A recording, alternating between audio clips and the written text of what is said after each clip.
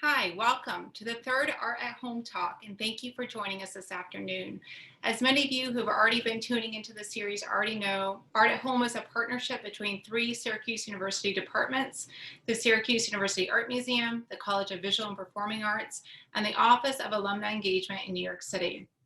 I'm Vanya Malloy, the Director and Chief Curator of the Syracuse University Art Museum. I'll be moderating today's program with Richard Pasquarelli. Now, a few words about the format of today's presentation. Richard will start with a presentation of his work, after which I'll ask a few questions, and then we'll open it up to questions from the audience. Now, this is a Zoom webinar format, so all of you are muted, but I encourage you to submit questions that you have through the online chat format. My colleague Walker is going to be reviewing the questions. He'll make a selection, and we'll have a chance to go over some of them at the end. So please do submit questions, and you don't have to wait till the very end to do that. I'd like to turn our attention to our speaker this afternoon, Richard Pasquarelli, who I've had the great pleasure of getting to know. He has exhibited his work in solo and group exhibitions in museums, galleries, and art fairs throughout the United States and Europe. His work is represented globally in many public and private collections, including the Cleveland Museum of Art, the Detroit Institute of Art, the U.S. Library of Congress, and multiple public installations in New York City. And he's had residencies at numerous places and awards, including the Cleveland Museum of Art, MoCA, the Ragdale Foundation, the Bronx Museum of Fine Arts, and the Virginia Center for the Creative Arts. Richard has had a long and distinguished career as an artist living and working in New York City, as well as a successful career in advertising, a topic he studied while at SU. He's worked in the mode of American realism and in the past 18 years become informed by his interest in psychology. Now, through my conversations with Richard, I was struck by how he referred to some of his paintings as portraits of the mind, which I think is a brilliant way of thinking about how he investigates and captures through his art the physical manifestations of psychological states of mind. Through his research into mental health, including the psychology of hoarding and OCD, Richard seeks a better understanding of the relationship between the mind and matter and its presence in the world around us. Now, part of his working process includes going into the homes of people affected with these conditions and becoming familiar with these spaces, spending time there, getting to know these individuals, and also being engaged with his own reactions to that space. The knowledge gained through these interviews and the thousands of photographs he takes while he's in the home is part of his process. Now, through his art, he brings to the forefront critically important conversations about mental health awareness. Richard, thank you so much for joining us today. We're all very much looking forward to your presentation. Thank you, Vanya. It's a pleasure to do this for you. Yeah, I'm looking forward to it. So if you want to start screen sharing. Sure, I can do that. Let me do that. There we go.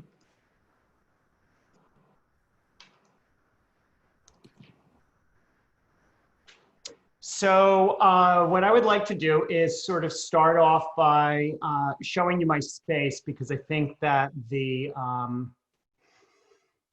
this speaks a lot to the way I think about the world. So this is my studio in the city.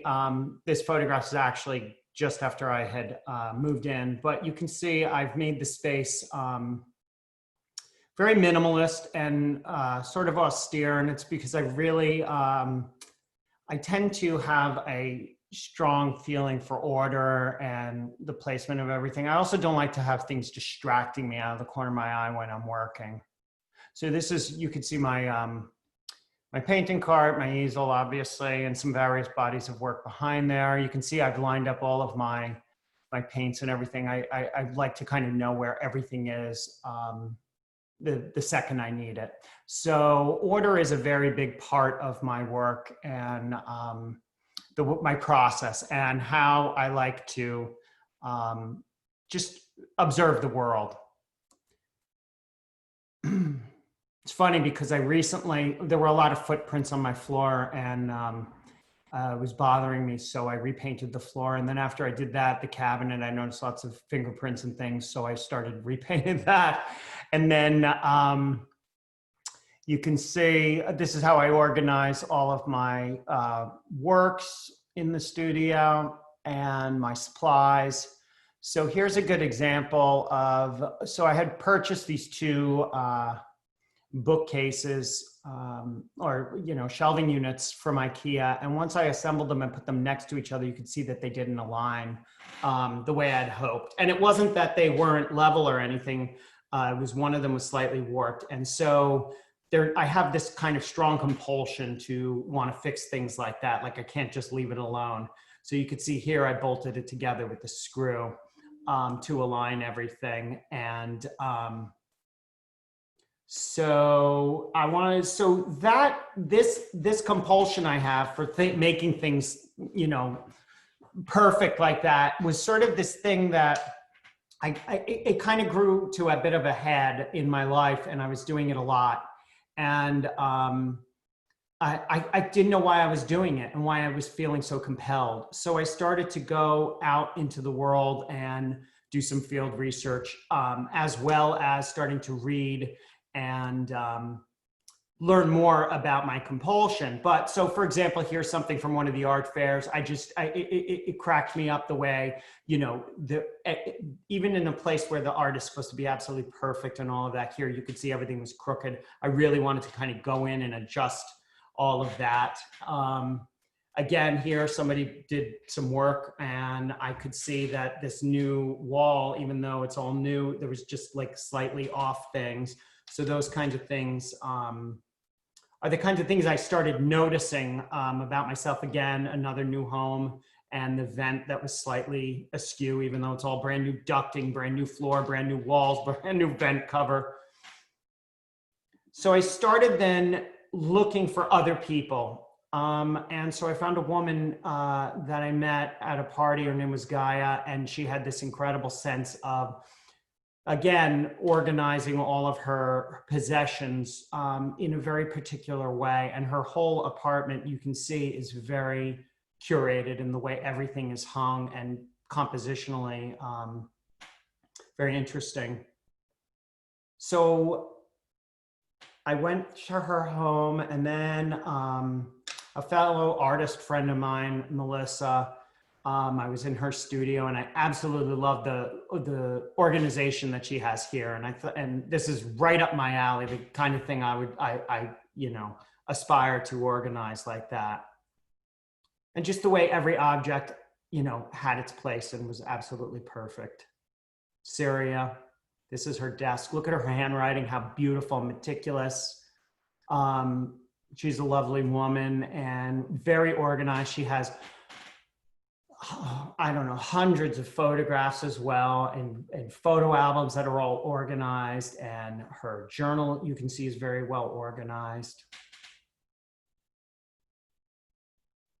This might not compositionally be so well organized, but it was just the fact that she had all of this literature stacked or organized vertically in her space, in her office. Some of her shelving units. And then I started thinking more about the opposite, the things that make me uncomfortable and disorder. And so I decided to basically reach out to friends and see if I could find anybody who was suffering from hoarding disorder, because I kind of wanted to experience the exact opposite of what I was compelled to do, to better understand that, because it was coming up in a lot of the reading. It used to be diagnosed as an OCD. Now it's got its own sort of categorization, but it did come up a lot within my research. So Edward was the first person I visited, and he, you know, I've been learning a lot about the different types of hoarding disorder, and there's information hoarders, which Ed is. These are people who hold onto newspapers and magazines because they believe that there's valuable information in there that shouldn't be gotten rid of. There are people who are aesthetic hoarders, who collect things because of the shape or the color or the texture of the object. There are recycling hoarders, people who obviously want to reuse things, and there are people who are sentimental hoarders as well. And I've experienced all these different kinds of environments. Here are some other images of Ed's home. And it was interesting because Ed had also a lot of art. And so you could see there's a few pieces here, but there were behind some of the stacks of clothing and magazines and books. There were pieces of art all tucked away within the space. Really nice guy though, writer actually. And then this was Ellen. I met Ellen, I went to a professional conference on hoarding disorder in Philadelphia last year. And it was mostly for, you know, academics and psychologists and therapists and people like that. But there were a few people who suffer from the disorder there, and I chatted with them. And so Ellen, and I told them about my artwork, and she was kind enough to invite me to her home. These are some of her images. One of the things I learned from the conference was that something like just over 90% of the people who suffer from hoarding disorder had some sort of a traumatic event happen to them as a child. So it's sort of interesting. This is Sharon. She was definitely an aesthetic hoarder. There was incredible amounts of color in her home. I could take my camera and just point it in any direction. And basically, I didn't even have to look through the viewfinder of the camera. I would just hold it up and take a picture, and it was just this incredible amounts of color and form and texture, and just really beautiful colors.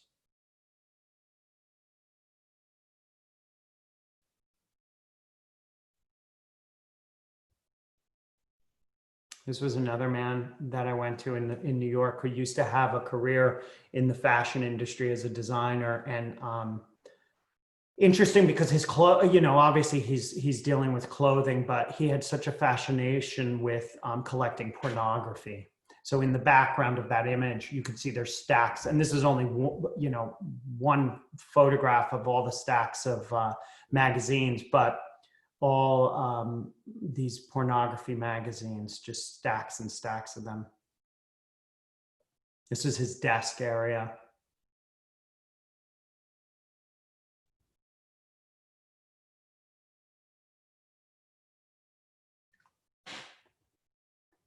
In his restroom.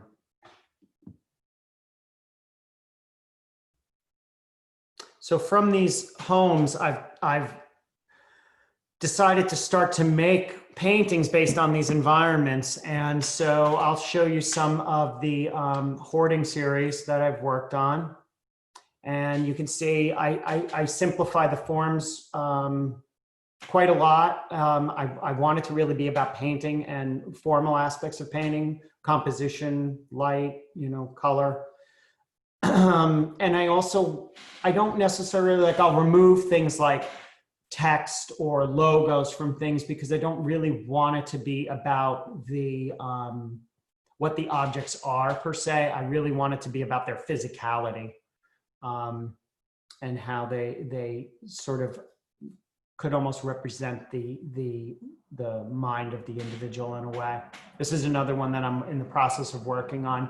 Both of these paintings are 5 feet by 5 feet. It's part of a series that I was working on while I was at MoCA in Massachusetts. This one's in progress as well.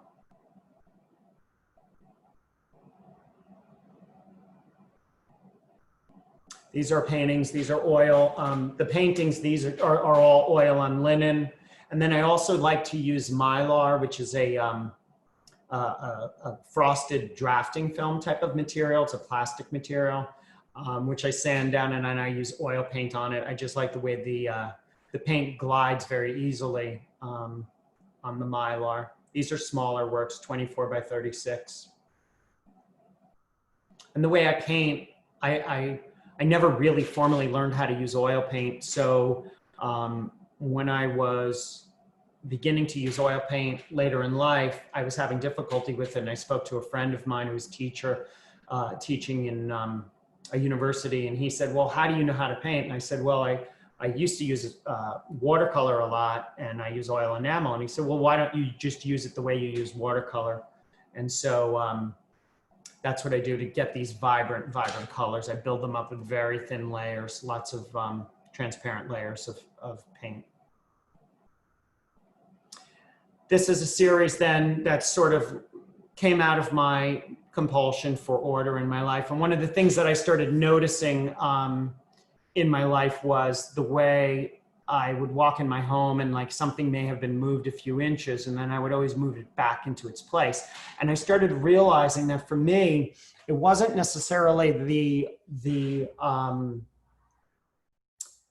objects and the meaning of the objects, but it was really about the spatial relationship between the objects that I was compelled to deal with. And so I thought, I'm a huge fan of Saul LeWitt, and I've always wanted to try to figure out a way to work in that kind of an idea into my work.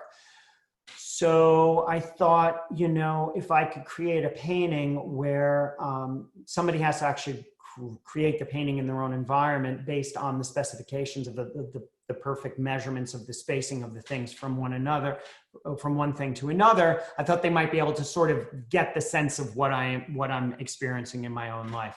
So here is a painting. So basically, if you look on the diagram, there's the outside rectangle, and then that rectangle gets painted on the wall. And then these are 5 oil paintings on linen over panel, which then get installed onto that white panel on the wall. So in a sense, they're almost this one, because it really speaks to an environment of a home. In a way, they're recreating the environment in their own environment. So, and if the person happens to have, you can see here, the 2 whites are very different. In the studio, I have a warmer white than the pure white. But if by chance the person who has the piece has the same exact white, then they would draw a pencil line around the perimeter to delineate the space. And this came out of the idea that, you know, when you're in a home and you have maybe like 4 or 5 objects and you arrange them on the wall, even if the wall is 20 feet long, somehow your mind creates the border around those 5 objects that you have put up, and it's grouped it, even though the wall continues. So I thought a lot about that too, about the way our minds create order and in spaces. This is just a detail.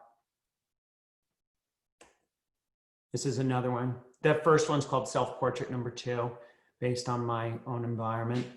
This one is Self-Portrait Number 3. This is just one. This one has the wall painting is a little more complicated, and then the panel is just a simple panel, one simple panel.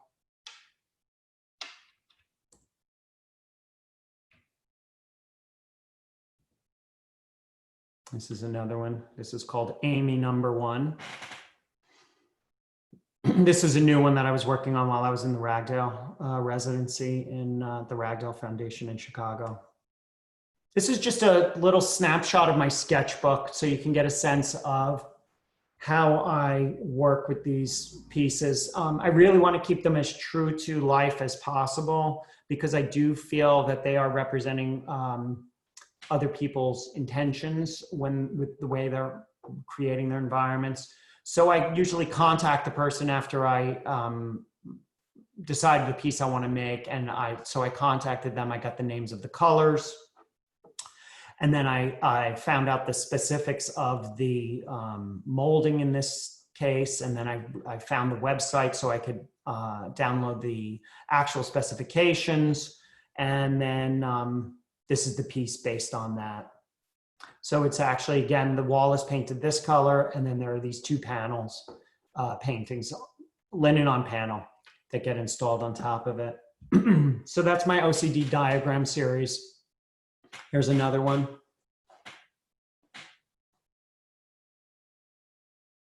You can see this one was based on that crooked vent. I actually straightened the vent before I made the painting because I didn't want to look at the crooked vent. And then this is another piece. This is actually a relatively new painting that it took about a year to create. It's made up of 60 paintings. It's called Self-Portrait Number 1. And it is a recreation of the shelving unit that I have in my studio in New York. And so each painting is actual size to the unit. So each painting is like 15 by 15.5. And they're all oil on Mylar. And right now in this photograph, they're just attached to some paper some bond paper so I could bring them up and down while I was working on them. But once the piece is finished, the tape will get removed, so there'll be a crisp edge, and then these paintings will get installed directly on the wall with an inch of white wall space between them to create the structure of the bookcases. So it creates a nice grid effect, which you can get a sense of here a little bit.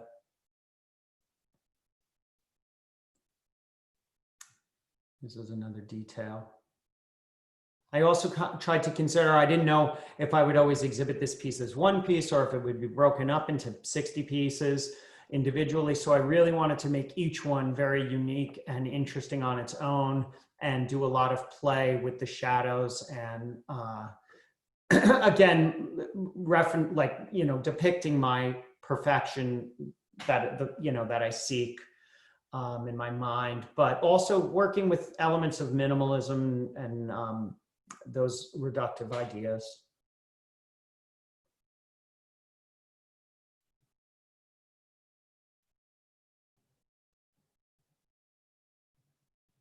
I could go back to that, sorry. So that's a detail, you can see how it is up close. And then this is a series called RELICS. One of the women that I interviewed when I was in her home, I was asking her if she knew, what it was that prompted her to start collecting the way she did, hoarding all of these things. And she said that after many years of therapy, she learned that as a child, her parents were very absent in her life. So she started to turn to their objects and their things to understand who they were as people. And I thought it was very interesting and a little bit sad, but I wanted to make some work that maybe was inspired by that. So here, this is sort of just the first pieces I've made in this series. Made the one painting where it sort of represented the bond of the mother and the child, or the lack thereof. And then each object is a broken object. And so a lot of times people who hoard will hold on to things that you and I might just throw out because they no longer serve their utilitarian function. So I always, both my parents are no longer alive, so I scour flea markets and antique shops and things for objects that I had or we had in our family growing up, and then I usually make the paintings based on those objects. And so this series is very interesting because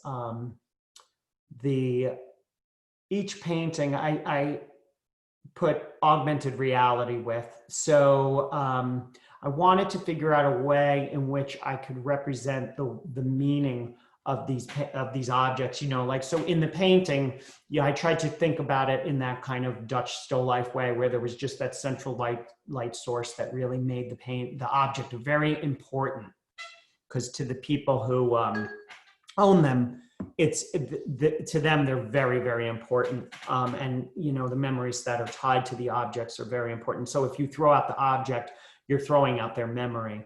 So anyway, I wanted to paint them in an important way. And then what I did was I decided to use augmented reality to create a vehicle for showing a memory associated with the object. So what I do is, with each of these paintings, I create a short film, 30-second film, that then appears when you use the augmented reality app in front of the painting. So for example, this will show you how the augmented reality app works with the painting.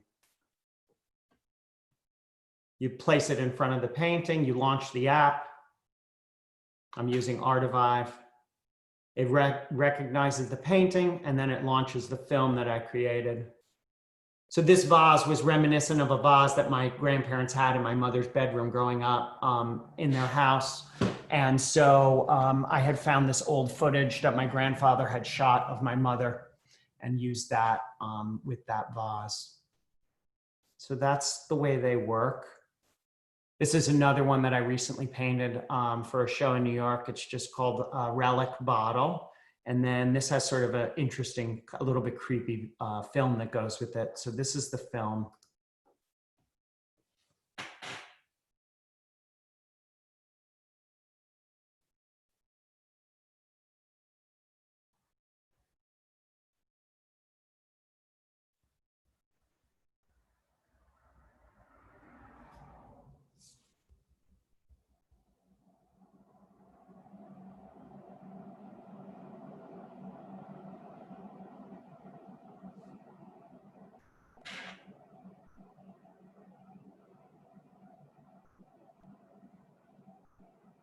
And often the way I'll work with these is when I see the object in the antique store or the flea market, and I see it and I recognize it, it automatically will bring back a memory. But what I'll do is when I bring the object home, I'll sort of look at it and I'll think about that memory, and I'll allow myself to let, you know, sometimes with the way the memory works is you think of one memory, and if you really just allow yourself to get absorbed by that memory, it connects you to the next, and then the next, and then the next. And so I'll kind of allow myself to go down that rabbit hole of memories. And when I come across a memory that I think will make a compelling little film, that's the one I will pull out and attach to the object. And I think it makes for a more compelling relationship between the film and the object than to just have something that shows the object being used. And then I have some photographs here of a show, the first show I did with this to present these ideas. It was in 2016 at Solomon Contemporary Gallery in New York City, and the show was called Compulsion. And this just shows you the pieces to get arranged together in one space.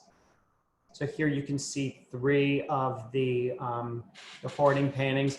And the paintings are always titled after the person. So the one on the left here is called Ed #1, based on Ed's home, and then John #1, and then Anne #1 on the right. And I feel like, because I titled them after the person, because I feel like that, like Vanya said, it's like a portrait of their mind and the way it's a portrait of them through their things. That's that wall again. This is another one. The large piece here in the front is called Harold. And then this is Sarah #1 and Catherine #2. Catherine had Post-it notes that were so perfectly arranged on her refrigerator. I really admired that. So this is a painting that's sort of based on that. And then this was just a desk that was absolutely up my alley. It's like perfection.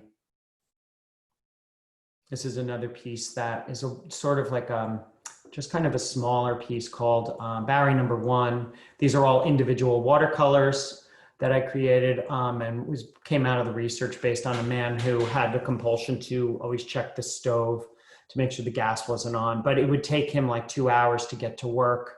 And he worked like a half a mile from his home, but he would go leave the apartment, then he would go in, check, he would go down the hall, he would go back, he would go down the stairs, he would go back. And basically it took him like 2 hours to get to work every day.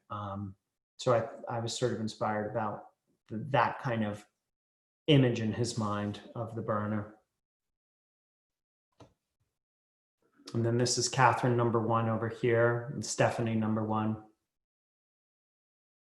I wanted the show, I didn't want the show to be like, oh, this is an OCD show or this is a hoarding show. I really wanted it to be about the psychological space between the two in the minds of the people whose environments these are.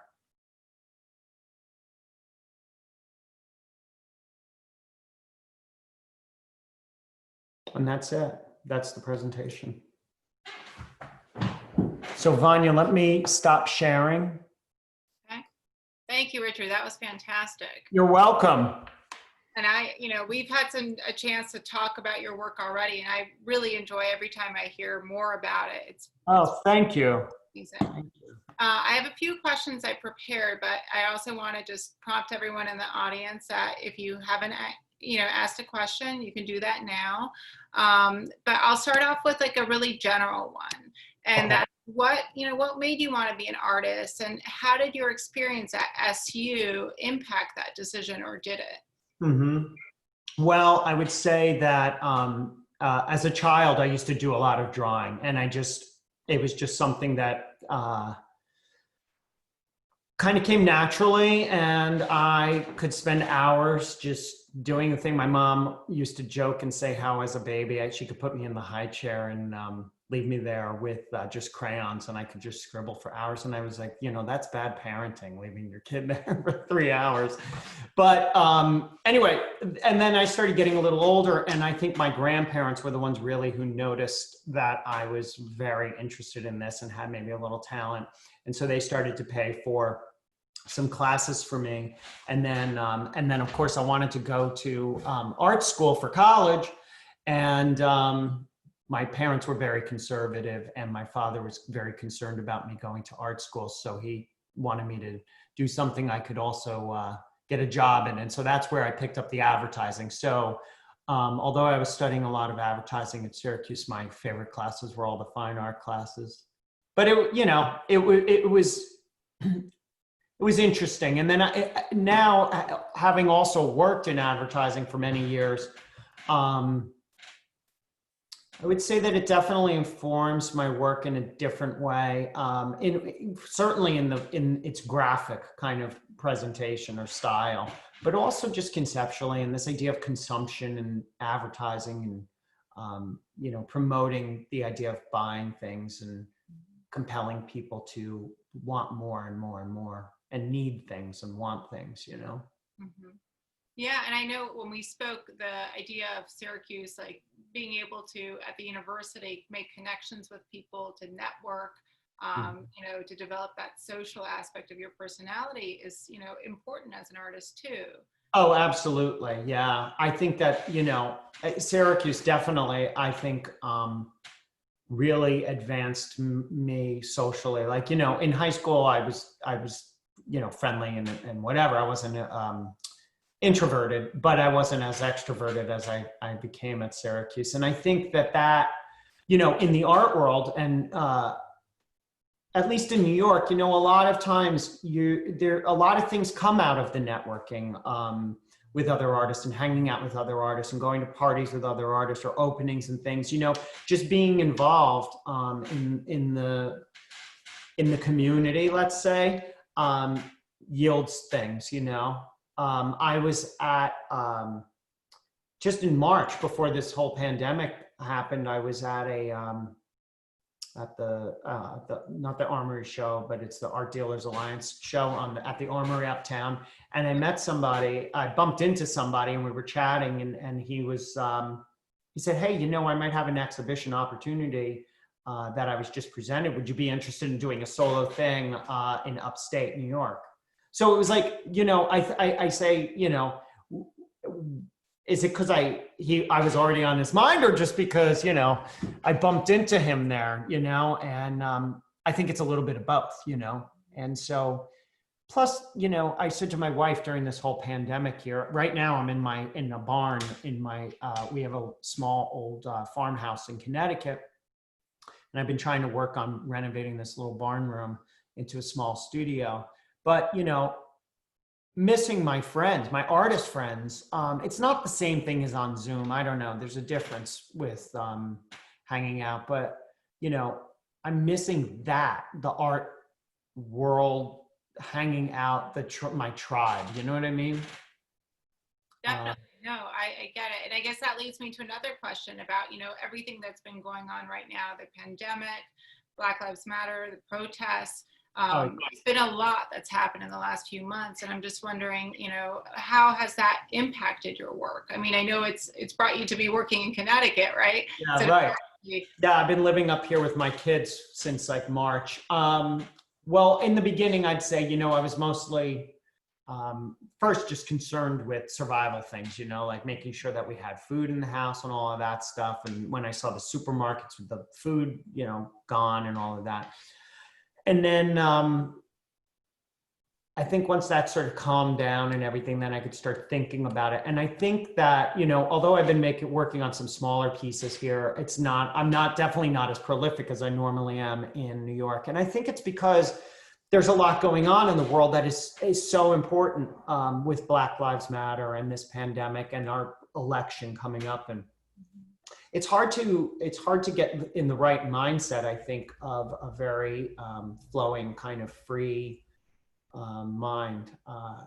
It's been stressful, and I think that and I've spoken with some of my other friends who are artists, and they're in a similar boat. So it's good, and I do think things like this happen, and then yeah, sure, there's some artists who are going to make like sort of didactic work right off the bat, right in the middle of the pandemic, which I think is great and very important, and but I'm not that kind of artist, and I think that the effect of the pandemic is going to yield results that I can't see yet. You know, it'll just affect things down the road in my work, I'm sure. But I'm also thinking a huge part of it is being here in my home and not going out and shopping and eating in restaurants and doing all of these things and spending money, money, money.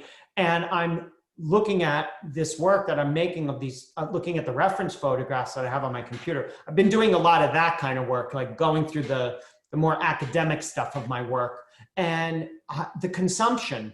And I thought to myself, you know, maybe one good thing that's going to come out of this pandemic is that people will be sitting at home and they're going to realize that they're spending a lot less money than they normally spend. And maybe that'll drive down this, like, say, that consumption and say, like, hey, you know, maybe I don't really need this thing and that thing, and, you know, because sustainability is we have to curb our consumption. But that's a very hard thing to address because, you know, capitalism obviously is dependent upon people buying things and people making things and people selling things. So it's a riddle. A paradigm shift is going to need to happen for that to happen, I think. And I thought maybe the pandemic would sort of steer us in that direction a little, but well, that we'll wait and see, you know. But I remember seeing something online where it was like photographs of pollution in the cities around the world during the lockdown. And I thought, wow, you know, if that's not proof of the effect of you know, our consumption, then I don't know what is. But you bring up a really important point about mental health. And I think, you know, during the lockdown, everyone's stuck at home, right? And yeah, you're kind of trapped with your thoughts a lot of the times, those of us who are at home. And I'm thinking about your work more generally about how much it engages with mental health, you know, with people that you meet, but also your own awareness of your own reactions to situations, you know, when you go into these homes. And so I'm just wondering, you know, is that something you think about when you create your work, mental health awareness? I do. I think, you know, growing up in the 80s, I would say it's funny because I have these conversations with my kids a lot. They're young, in their young 20s. You know, we watched, what's the name of the movie? Ordinary People a couple of weeks ago with Mary Tyler Moore and Donald Sutherland and Timothy Hutton. And it's really about, you know, a boy's mental health after his brother dies, and the denial of that mental health by the mother, really. And but what was great about that movie was it really showed you just how stigmatized people were, who, you know, if they you know, even brought that subject up, it was like shush shush, you know, everything stays in our house. And you know, it's through talking about these things that you start to empathize, because you start to realize, oh, it's not just me, you know, it's like there are other people who are suffering from the same thing I am, and that makes you, and that normalizes it, and it makes you feel a lot better, I think. And you know, sometimes when I'll give presentations, people will tell me about their compulsions for order or whatever, you know, and a lot of times those are the people who are like, please come to my house, because they know, you know, how beautiful it could look. And, but also, you know, the people who are suffering from hoarding disorder, like even that, just calling it that. I learned that at the conference, not to call people hoarders, but to say that they suffer from hoarding disorder, so as not to, you know, that's not their whole being, is as a hoarder. But, you know, going into that other environment, they have a thing with their objects the same way I have a thing with my objects, you know, and it's just the opposite ends of the spectrum. But yeah, I think it's important to talk about these things, and the more we talk about them, the more empathy we can have, and putting yourself in other people's shoes, you know, is a very good way of breaking down, you know, preconceived ideas about mental health and things like that. Absolutely. And you kind of addressed one of the questions from the audience. I'm looking, and it's one of the questions is asking, you know, how you meet your subjects. Is it through at openings, or is it? No.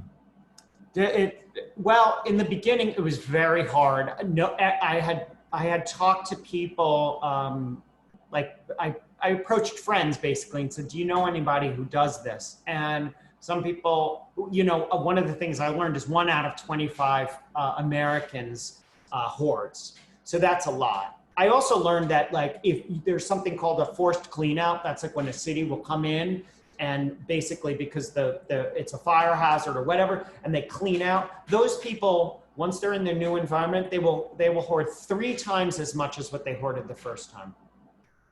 But getting back to the question, yeah, so through friends, and then I don't know, it's hard, to meet people, but through friends, and then sometimes one hoarder might know another hoarder, and then through that. And then, like I said, I went to this conference in Philadelphia last summer, and I met several people there who were all very interesting. And the interesting thing was, which I had never done, because I had gone to one home, then another home. That day I scheduled it all for one day, and I went back to Philadelphia. I scheduled one woman in the morning at 11, then somebody at 1, and then somebody at 4. That way I could have about 2 hours of time to take photographs and really get to know them and talk to them, interview them. But I had never done it back to back to back like that. And one of the things was, the first woman was very introverted and quiet and a little melancholy, and her stuff was like all browns and beiges and grays and blacks and like very little color. And then the second woman was the aesthetic hoarder I met, Sharon. Oh my God, gregarious, fun. She used to be a high school teacher. She had purple hair. She drives a bright lemon green Prius, I walked into her house and it was like an explosion of color.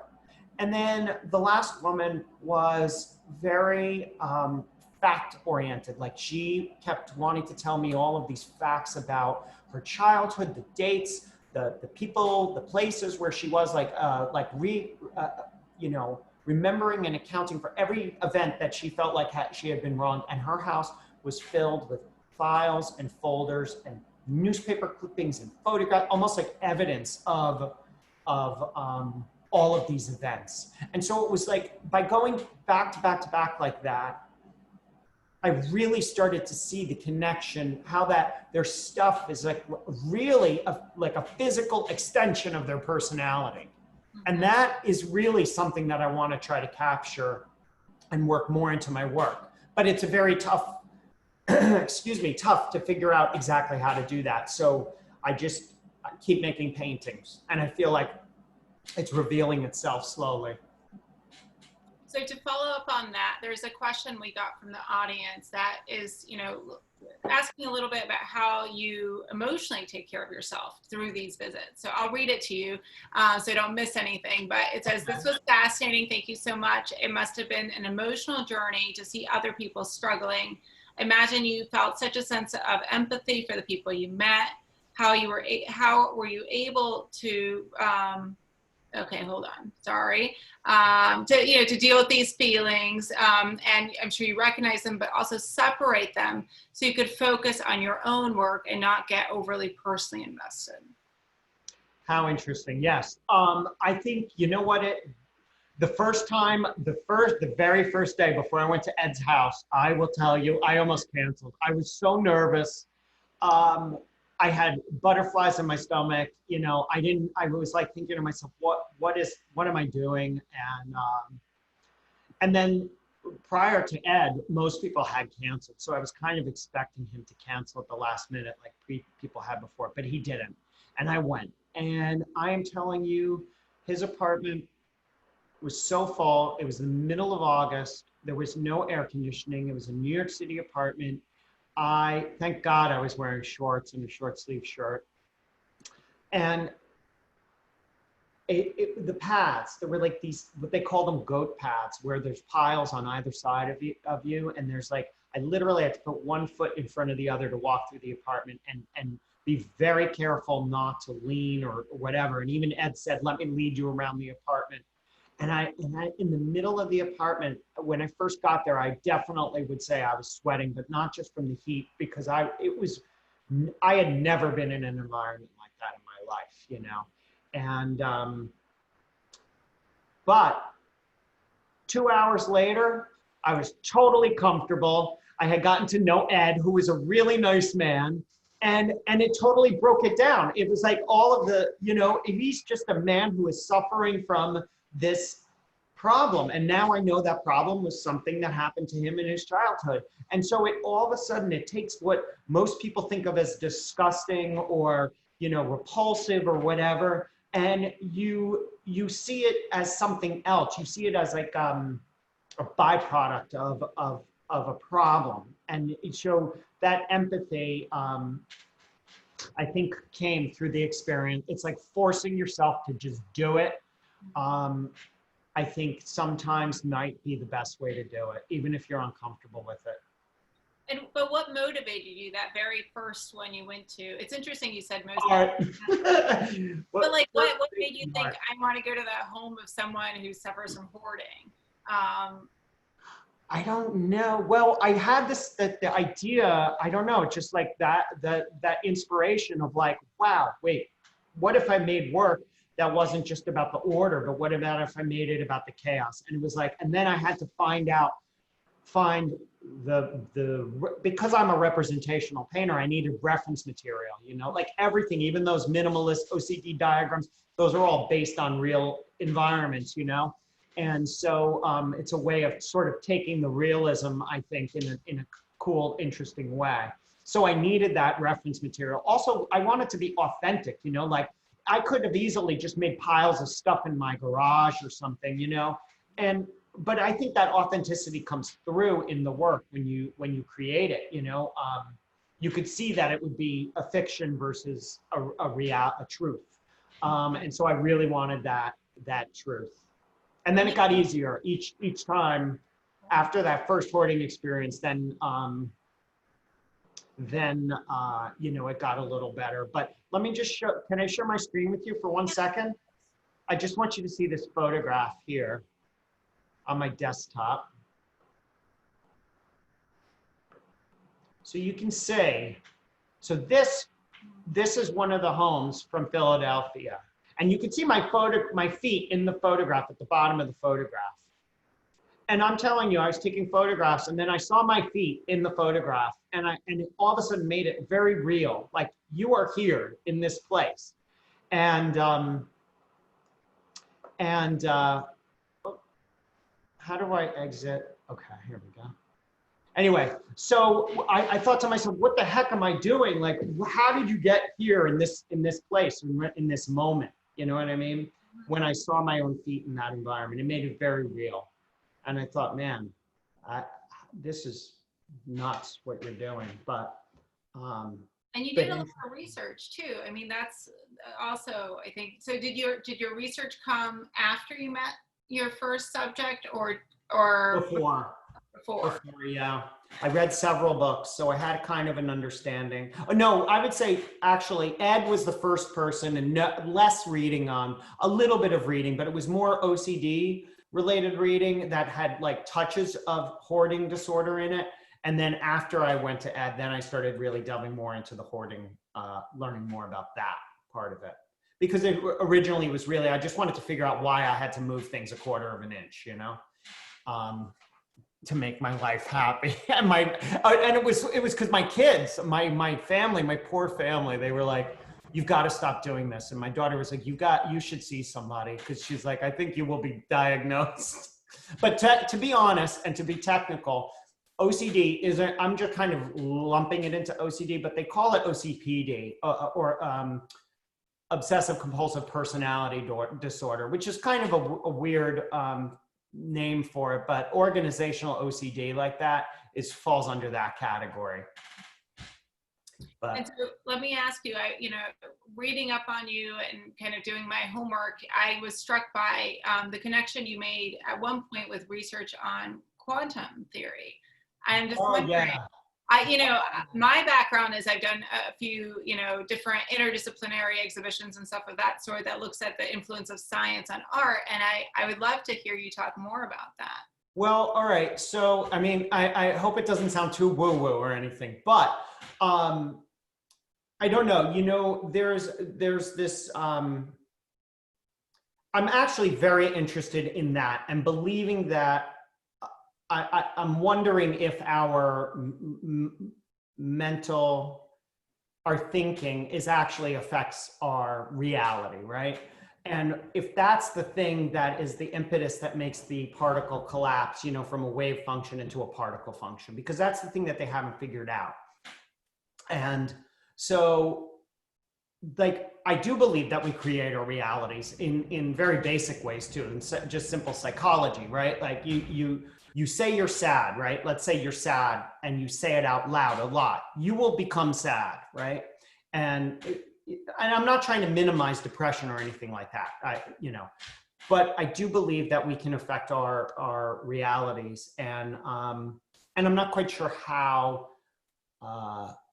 we do that on a molecular physics level, right? So that is something that has always interested me. And so I thought also, if I could start to think about the relationships between the mind and the matter in really basic 101 ways that we all can understand and we can all see and kind of say, yes, you know, but like the hoarding environment or the more obsessive compulsive environment, then there's a clear relationship there that's very obvious. And so now, does it go beyond that? I don't know. But I also I have been reading a lot of quantum, but that is extremely complicated stuff. And I think that there are quantum physicists who think that you know, man could be the missing link, so to speak, in these ideas, and some that say no way, you know?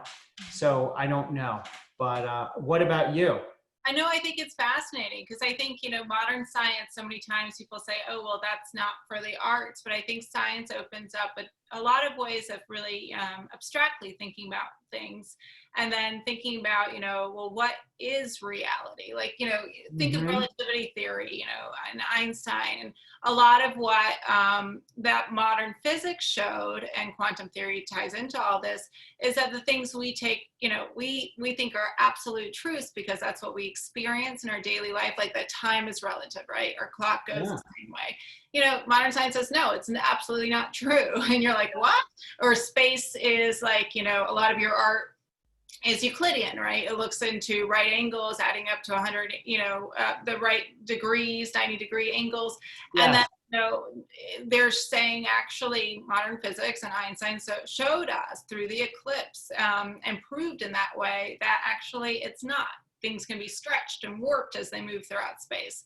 Yes. And it's like, it allows people or artists creative license to kind of break from what we experience daily and start thinking much more abstractly. And I think that's why it's really not limited to just the applied sciences, right? But it allows absolutely the arts to really explore more creatively about things. Absolutely, yeah. When I was in Ragdale, I met with the professor, Dr. Udall, who has a lab at Northwestern, and I was talking to him because I was working on the OCD stuff and I was thinking more about spatial relations and things like that. And he does this lab where he works with young children in understanding the way models work, like representations of things, right? So he's, you know, like, for example, you put you're at a dinner table and you put the salt shaker over here, and then you put the box of matches here, and you say, okay, this is the Empire State Building and this is Grand Central Station.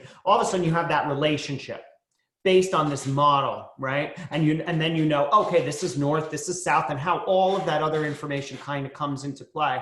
And how I was very intrigued by that and the research that he was doing. So I do think, you know, it's not a quantum thing, but there's this relationship to the way we think about our environments and our physical environments and how we represent those physical environments, you know? Absolutely. And that ties in with, I'll do one last question, and this one's from the audience. Why replicate your studio shelves into a painting? Why do you paint on Mylar? Is it a smooth media and easier to use? I love your gray shadows in the boxes. Can you speak a bit about those value shadows? Yeah, so the Mylar, I guess it was originally designed for architects, and so it's a very fine, it comes in different thicknesses, but it's pretty thin. It's durable, it doesn't tear easily, but it does, if you bend it, it could dent. So you have to be very careful not to dent it because you can't get the dent out.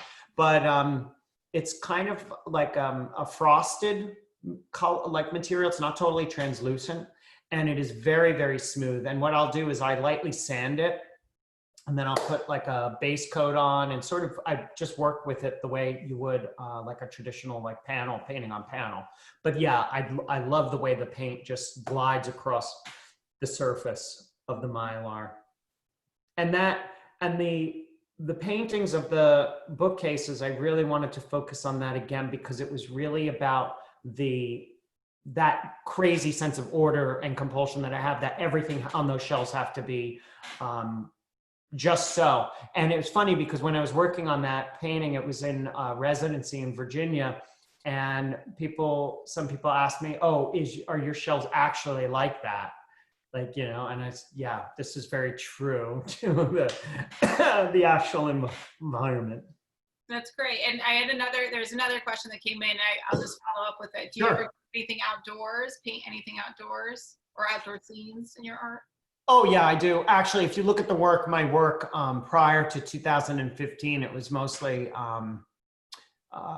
you know, I guess you could kind of say it came out of American realism, maybe a little bit crude. The art dealer I worked with used to describe it as Edward Hopper meets David Lynch. So very psychological.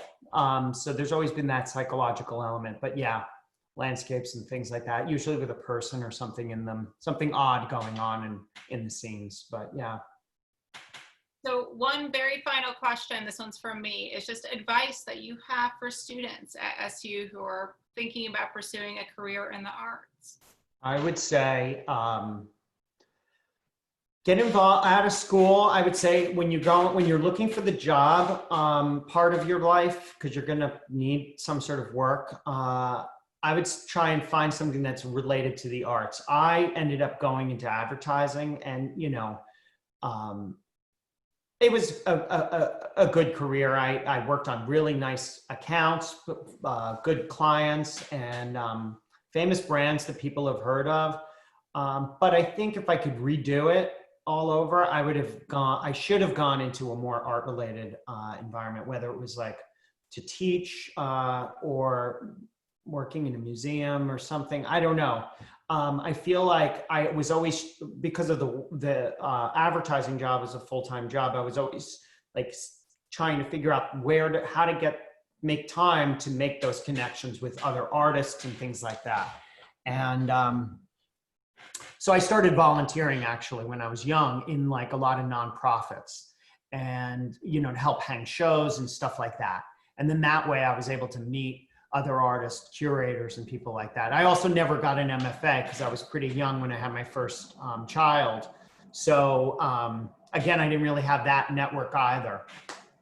So I really just worked on making a network through the work I did going to openings and volunteering as well. So I think that network of artists, I think, is the thing that I would say is the thing you want to try to foster with whatever you're doing. Well, this has been amazing, Richard. Thank you so much for spending the last hour with us, with sharing your art with us and all your wisdom and insight. I'm sure a lot of folks who tuned in also really appreciate it. I see a lot of messages coming through saying thank you as well. Oh, no, I want to say thank you too to all the people who logged in. You know, that's really very cool of you, and thank you for coming to take a look at my work. I really appreciate it. Thank you. Yeah, and this session is going to be saved and uploaded later to our YouTube channel, so that, you know, anyone who missed it, you think might enjoy, we can share the link with anyone. So thank you again, Richard. And for those listening, just so you know, there's going to be one more session on Thursday with the artist Deborah Roberts. So if you're available, tune in Thursday at 4. Okay. Thanks so much, Richard. Thanks again. Have a good day. Thanks everybody for coming. Thank you. Bye.